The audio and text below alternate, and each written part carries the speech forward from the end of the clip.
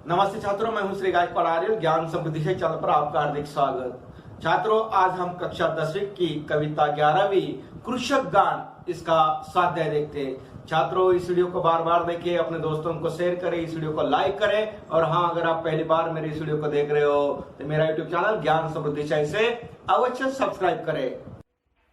छात्रों, कृषक गान इस कविता पर जो स्वाध्याय हैं वो कृति पत्रिका पर आधारित है। तो पद्यांश क्रमांक पहला, आप पाठ्य पुस्तक मतलब हिंदी विषय की किताब पुस्तक निकालिए और पाठ्य पुस्तक पृष्ठ क्रमांक 49 पर देखिए। पद्यांश क्रमांक पहला है, कौन सा है? ये हाथ में संतोष की तलवार ले जो उड़ रहा है, जगत में मधुमास उस पर सदा पतझर रहा है। दीनता अभिमान जिसका, आज उस पर मान कर लू, उस कृषक का गान कर लू।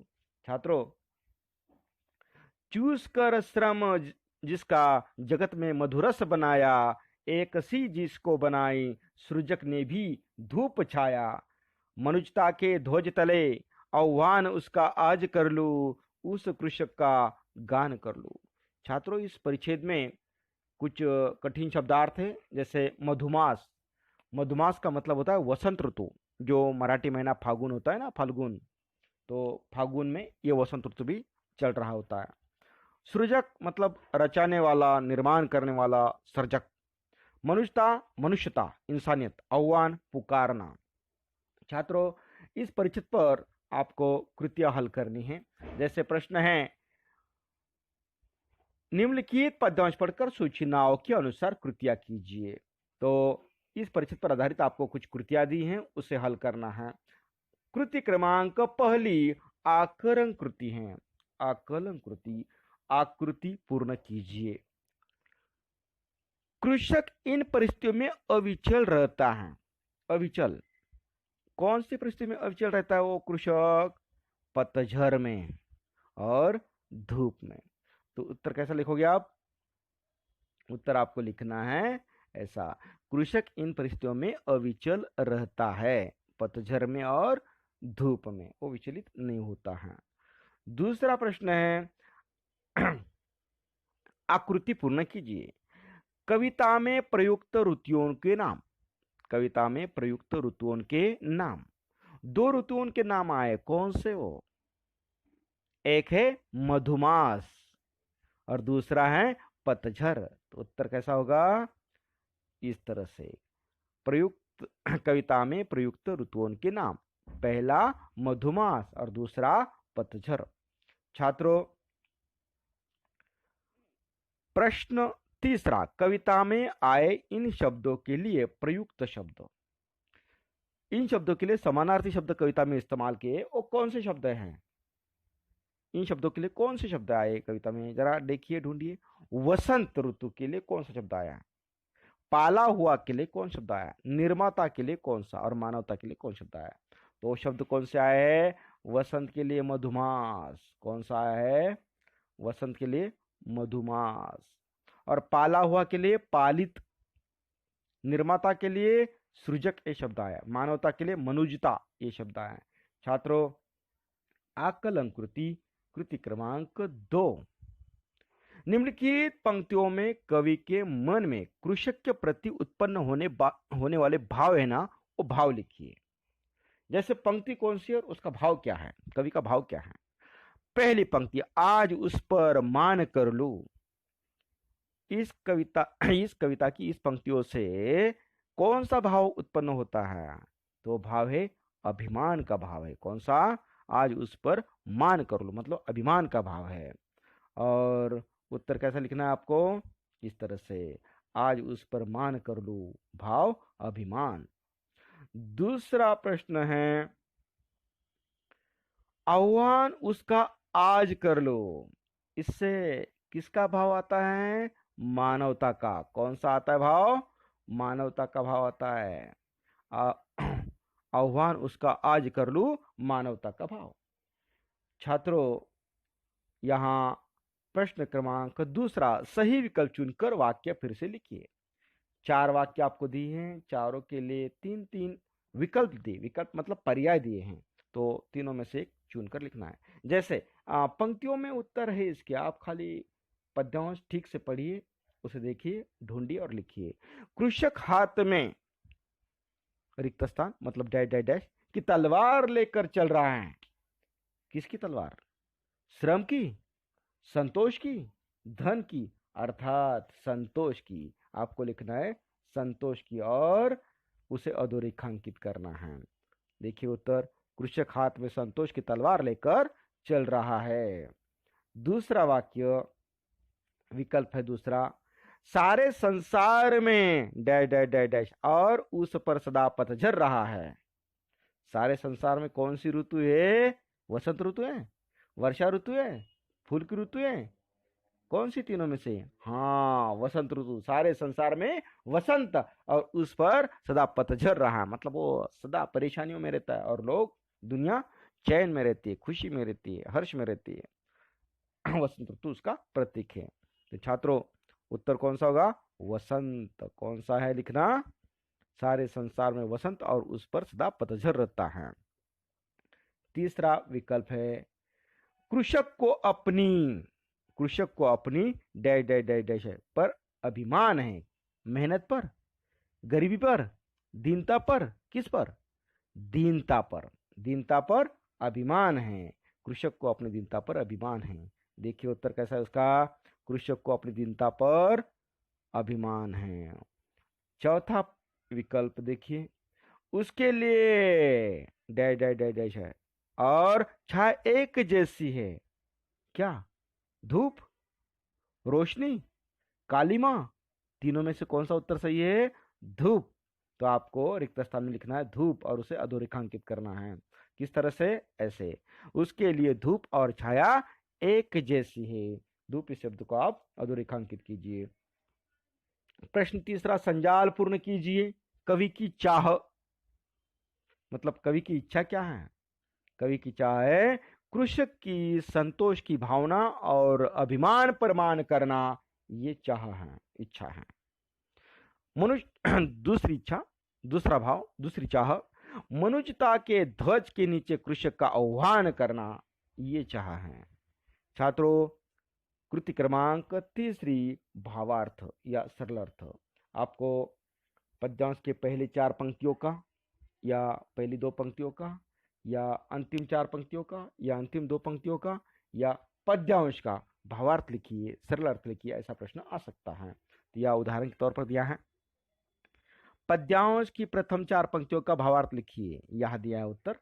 तो आप अपने शब्दों में भी हिंदी में लिख सकते हैं। ये उदाहरण के तौर पर है, कृषक के अभाव की कोई सीमा नहीं है, परंतु वो संतोष रूपी धन के सहारे अपना जीवन व्यतीत कर रहा है। पूरे संसार में कैसा भी वसंत आए, कृषक के जीवन में सदैव पतझड़ ही बना रहता है। अर्थात ऋतुएं बदलती हैं, लोगों की परिस्थितियां बदलती हैं, परंतु कृषक के भाग्य में अभाव ही अभाव है। ऐसी दयनीय स्थिति के बावजूद उसे किसी से कुछ मांगना अच्छा नहीं लगता। वो हाथ फैलाना नहीं जानता। कृषक को अपनी दीनहीन दशा पर भी नाज है। मैं ऐसे व्यक्ति पर अभिमान करना चाहता हूँ, कृषक के गीत गाना चाहता हूँ। छात्रों पद्यांश क्रमांक दूसरा कहाँ से शुरू होता है? कौन से पेज नंबर पर हैं? देखिए, पद्यांश क्रमांक दूसरा पाठ्य पुस्तक पृष्ठ क्रमांक 49 पर है। निकालिए और देखिए क्या है। आप पुस्तक निकालिए, पन्ना नंबर पृष्ठ क्रमांक 49 पर देखिए। पद्यांश दूसरा कहां से शुरू होता है? विश्व का पालक बन जो अमर उसको कर रहा है, किंतु अपने पालितों के पद दलित हो मर रहा है। आज उससे कर मिला, कर का मतलब हाथ, आज उससे कर मिला, नव सृष्टि का निर्माण कर लूं, उस कृषक का गान कर लूं। क्षीण नीज बलहीन तन को पत्तियों से पालता जो, उसरो को खून से निज उर्वरा कर डालता जो। उसरो यानी के अच्छी फसल न देने वाली जमीन, उर्वरा मतलब अच्छी फसल देने वाली जमीन। छोड़ सारे सूर असुर, मैं आज उसका ध्यान कर लूं, उस कृषक का गान कर लूं। यंत्रवत जीवित बना है, मांगते अधिकार सारे, रो रही पीड़ित मनुजता, आज अपनी जीत हारे।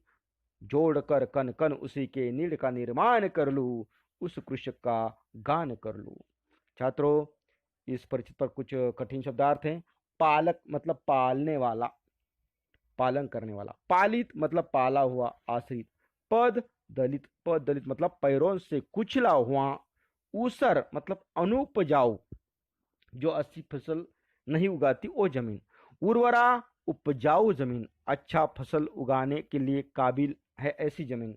यंत्रवत मशीन के समान। नीड पंछियों का जो घोंसला होता है ना, उसे मराठी में हम खोपा कहते ओ, नीड उसे कहते घोंसला ओ। छात्रों, इस परिचित पर आधारित आपको कुछ कृतियां हल करनी है। तो प्रश्न है, निम्नलिखित पद्यांश पढ़कर सूचनाओं के अनुसार कृतियां कीजिए। छात्रों, इस परिचित को ध्यान से मन लगाकर लगन से एक बार अच्छी ढंग से पढ़ लीजिए और फिर इस पर जो कृतियां दी हैं उसे हल कीजिए। कृति पहली आकलन कृति है। कविता में आए इन शब्दों के लिए प्रयुक्त शब्द है। उपजाऊ के लिए कौन सा शब्द आया है, किसान के लिए कौन सा आया है, शरीर के लिए कौन सा आया है और राक्षस के लिए कौन सा शब्द आया है। कविता में इसके लिए कौन शब्द आए हैं, जरा देखिए तो। हाँ, उपजाऊ के लिए आया है उर्वरा, किसान के लिए कृषक, और शरीर के लिए तन, और राक्षस के लिए असुर। ये शब्द उनके बदले आए हैं। छात्रों, प्रश्न दूसरा, वाक्य पूर्ण कीजिए। कृषक कमजोर शरीर को, आगे रिक्त स्थान दिया हुआ है उसे पूरा करना है। तो शरीर को क्या होगा वाक्य? कृषक कमजोर शरीर को पत्तियों से पालता है, पत्तियों से पालता है, इसे अधोरेखांकित करना है। दूसरा वाक्य पूरा करना है आपको। कृषक बंजर जमीन को, जो बंजर है अच्छी फसल देती नहीं, उस जमीन को क्या करता है वो, वाक्य पूरा कीजिए। कैसा होगा? कृषक बंजर जमीन को अपने खून से सींचकर उर्वरा बना देता है, मतलब अच्छी फसल देने वाली जमीन बना देता है, अपनी मेहनत से करता है। अगला प्रश्न, संजाल पूर्ण कीजिए। कवि की चाह मतलब कवि की कामना, कवि की इच्छा, कवि की आकांक्षा क्या है? ओ अलग अलग। विश्व के पालक कृषक के लिए नवीन सृष्टि का निर्माण करना, ये कवि की चाह है। और सभी सुर असुर छोड़कर ऊसर भूमि को उर्वरा बनाने वाले कृषक का ध्यान करना चाहिए, ये कवि की चाह है। और एक एक कण जोड़कर कृषक के लिए नीड़ का निर्माण करना चाहिए, ये कवि की चाह है। छात्रों, कृति क्रमांक दूसरी आकलन कृति है। ये है आकलन कृति। छात्रों, यहां आकृति पूर्ण कीजिए। कृषक विश्व का यह है, क्या है? कृषक विश्व का पालक है, क्या है? पालक। दूसरा प्रश्न है, वह अपने क्षीण तन को इनसे पालता है। किनसे पालता है अपने शरीर को? तन मतलब शरीर। किसे पालता है?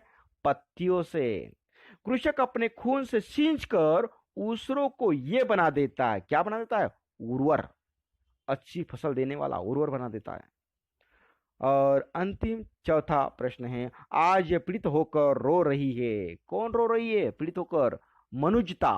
कौन रो रही है? मनुजता। छात्रों, आपको उत्तर इस तरह से लिखने हैं।